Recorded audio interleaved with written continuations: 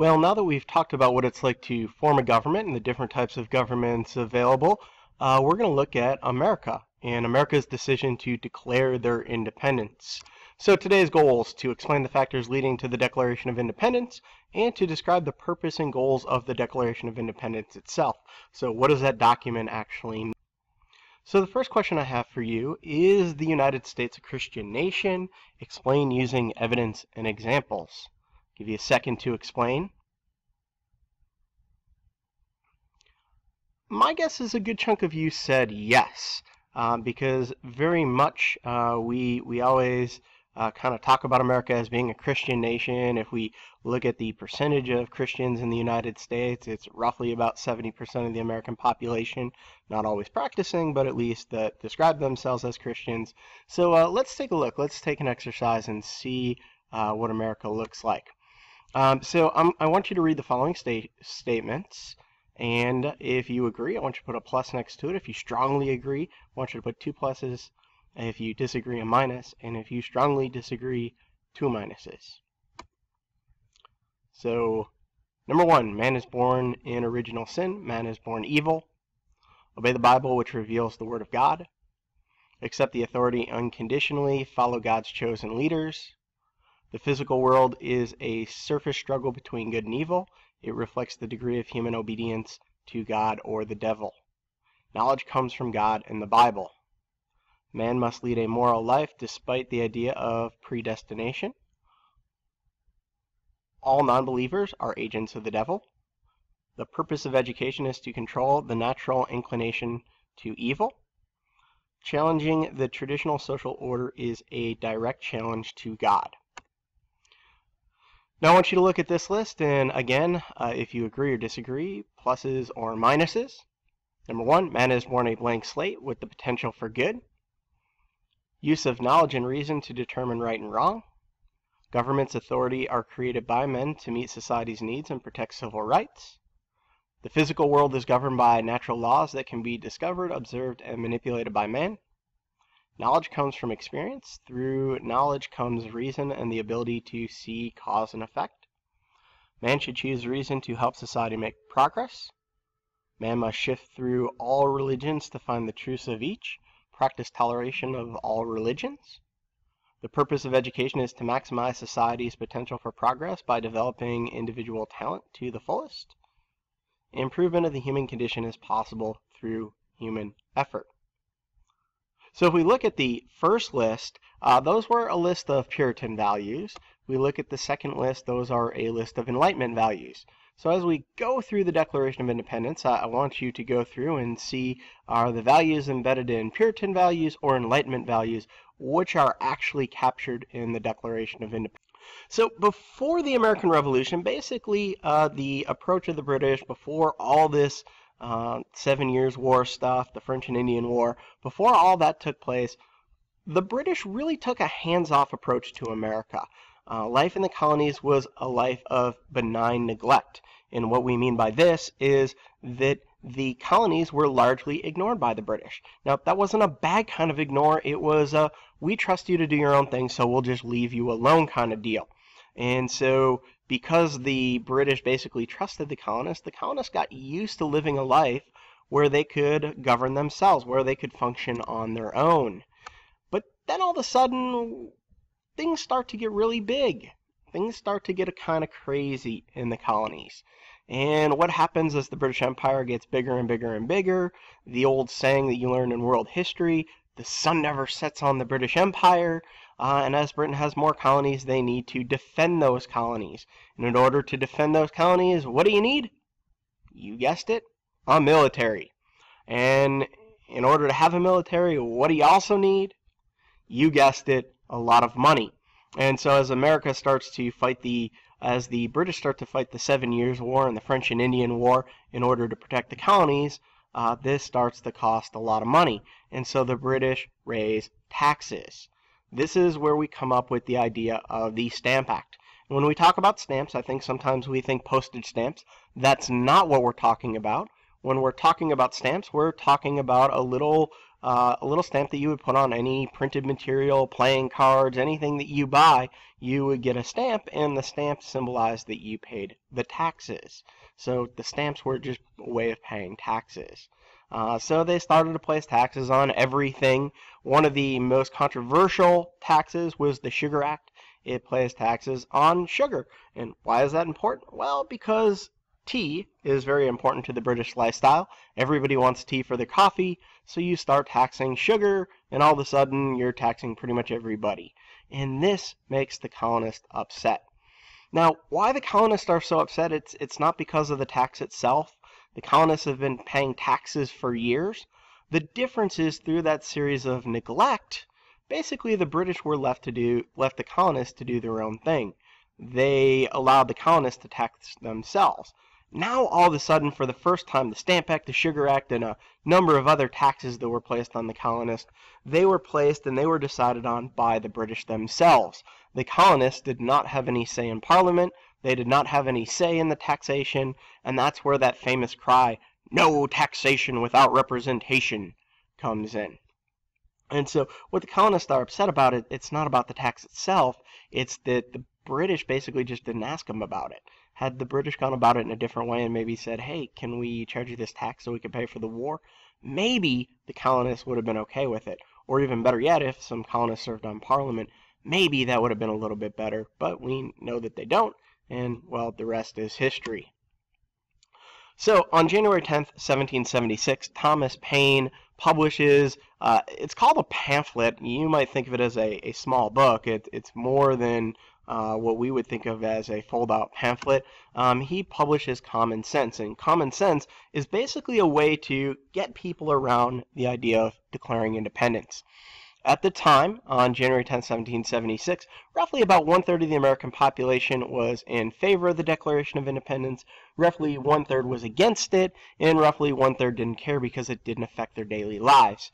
And so what he was trying to do is especially convince those who don't care, maybe you should care about this. And these are the reasons why people should focus on wanting independence from Great Britain. And if you read Common Sense, not only is it some Old English, but most of the ideas in Common Sense actually focus on ideas found in the Enlightenment. And so if we look at Hobbes, Locke, Rousseau, and Montesquieu, those philosophers that we learned about before, we'll find that a lot of their ideas are found in Common Sense. So with that, a lot of people start to get on board with this idea. The colonies start to take a vote, and eventually on July 2nd, 1776, the United States declares independence. Wait, what's that? July 2nd? No, I didn't get the date wrong. July 2nd, 1776 was actually the day that the colonists, originally the Continental Congress, passed the Declaration of Independence. Now, things weren't finalized until July 4th, which is why, of course, we celebrate Independence Day on the 4th of July, not the 2nd, but officially the Declaration of Independence was issued on July 2nd, 1776, finalized and approved on July 4th. Now, what is the Declaration of Independence? It's a document written mainly by Thomas Jefferson. There were, of course, other founding fathers influential in writing and shaping this, but the heart of the Declaration of Independence was something written by Thomas Jefferson. And Thomas Jefferson was a student of the Enlightenment. He believed in the right of the Americans to declare their independence because of those Enlightenment ideas we've already looked at. Things like the social contract, the idea that people should form their government, the rule of law, the idea that nobody is above the law, and basically a belief in human rights and dignity for all people.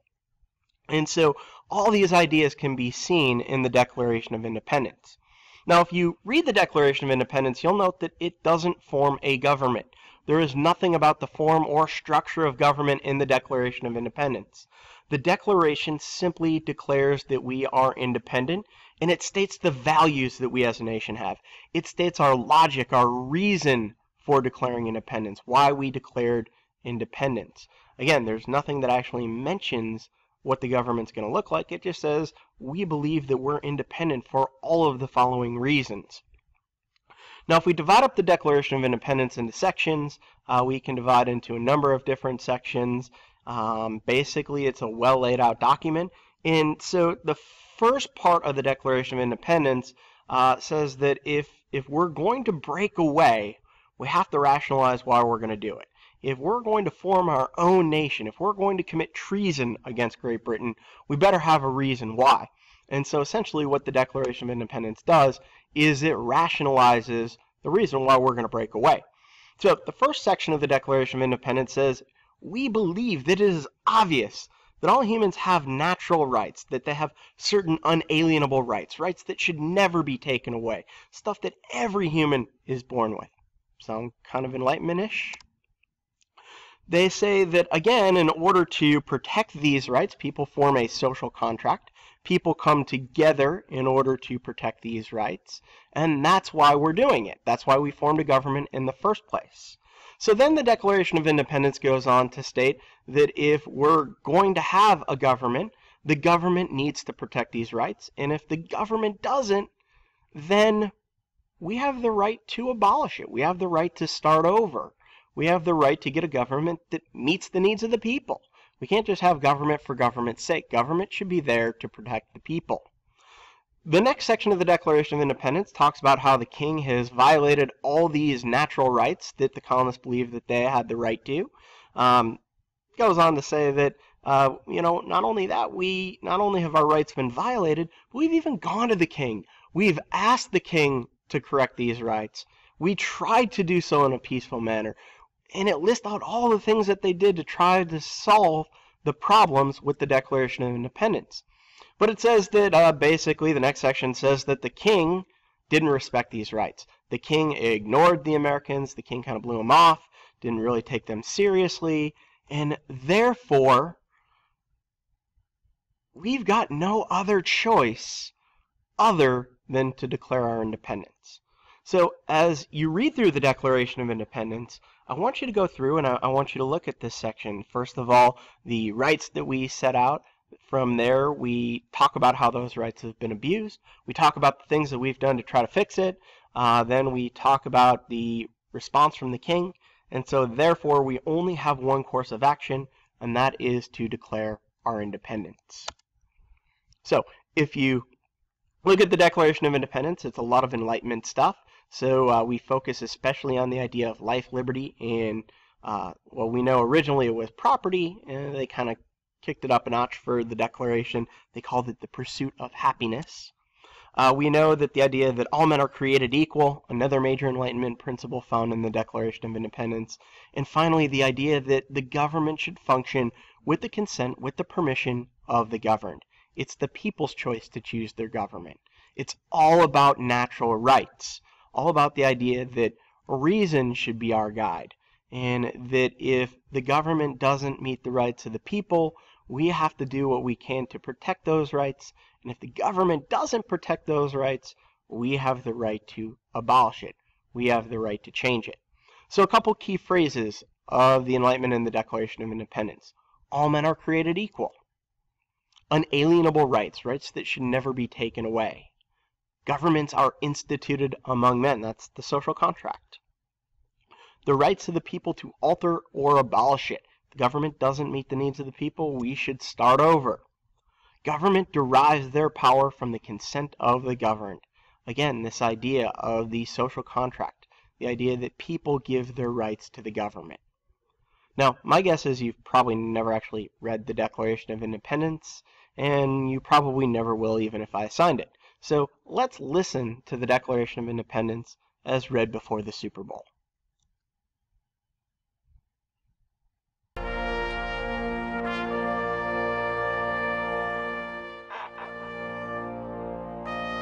The Declaration of Independence is a remarkable document that defines our national character. It was in Philadelphia in 1776 when our founding fathers declared our independence and the inherent rights of man. These brave men wrote of simple ideas, equality and liberty. Penned under threat of death, 56 revolutionaries chosen by their brethren signed their names pledging with defiance that the pursuit of happiness was endowed to every man. We, the people, must guard and treasure this, our greatest declaration.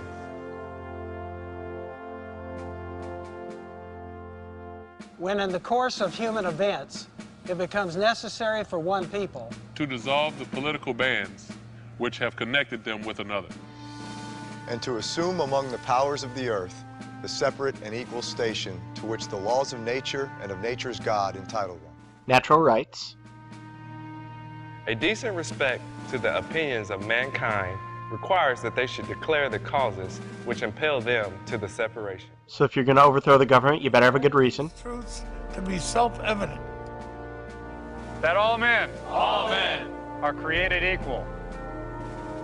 That they are endowed by their Creator with certain unalienable rights.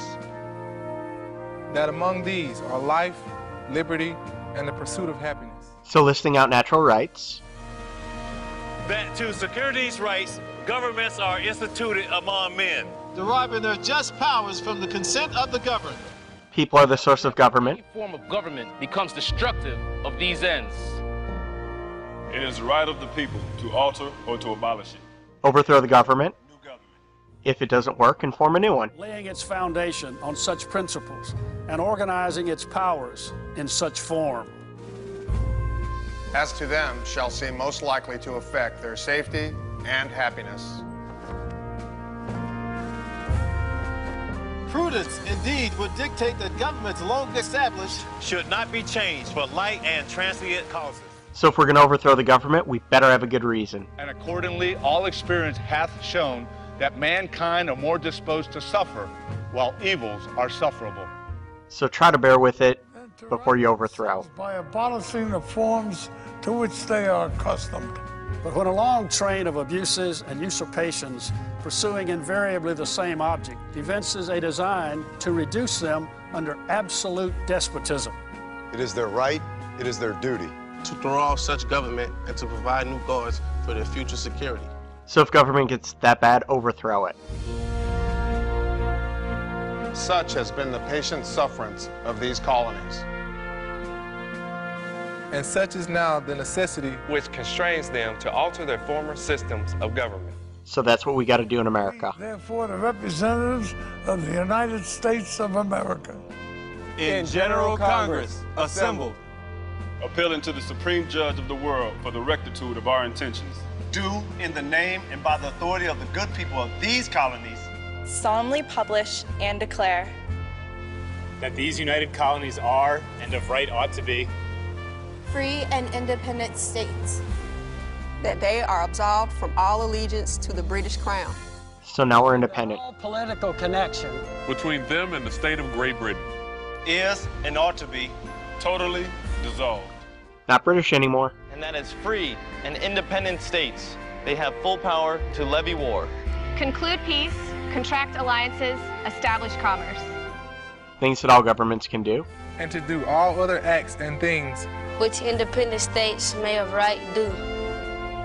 And for the support of this declaration, with a firm reliance on the protection of divine providence, we mutually pledge to each other our lives, our fortunes, and our sacred honor.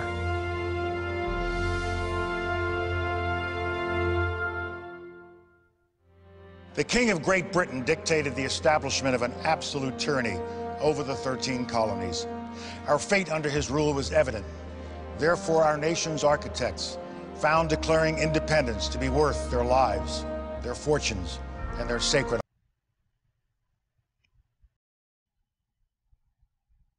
So the only thing missing from that reading of the Declaration of Independence, you guessed it, it was the Statement of Grievances. So they didn't read off all the complaints against the king, but other than that, you've got the entire structure of the Declaration of Independence as read by members of the NFL.